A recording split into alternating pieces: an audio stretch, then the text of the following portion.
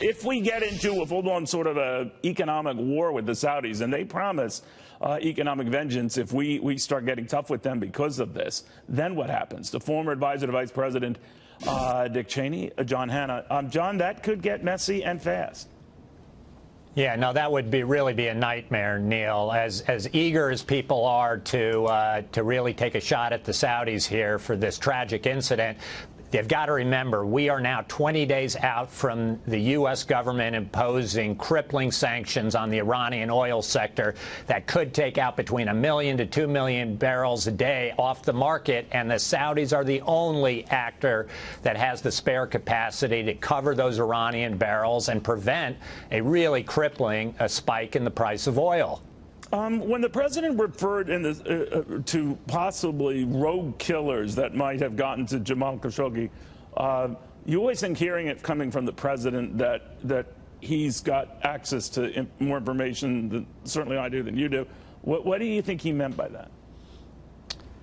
Well, I'm not sure the U.S. government really has its hands around exactly what happened here, much less who actually ordered it, if in fact the Saudis did kill Khashoggi. I think analytically it's hard for me to believe that an operation like this, given the potential consequences of it going bad, wasn't ordered by somebody in Riyadh at very high levels. But diplomatically, we have got to maintain the strategic U.S.-Saudi relationship at the same time as we express real displeasure with what the Saudis have done here and set some real red lines.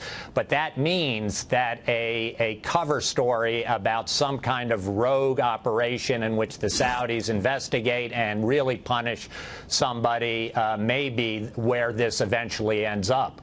You know what I don't understand about any of this, though, is the Saudis, they're not idiots. I mean, obviously, they could have clearly telegraphed the kind of reaction this would get if they were intent on kidnapping and or killing this Washington Post columnist. So maybe the Robert Ludlum character in me says that maybe this is more elaborate than we know, and that this could have been something hatched by the Turks to get at the Saudis, to embarrass them, to put them in a position. I mean, that's been bandied about. What do you think?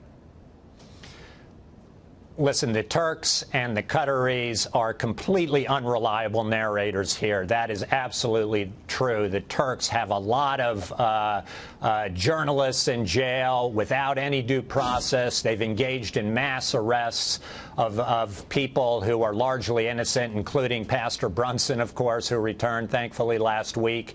On the other hand, what we do know is Khashoggi went into that Saudi embassy consulate almost 2 weeks ago. He has not emerged, and the Saudis have produced not one piece of exculpatory evidence to suggest what happened to him or that he, in fact, left that embassy. So I think there is a large burden of proof here on the Saudis, and that's probably where it needs to stay.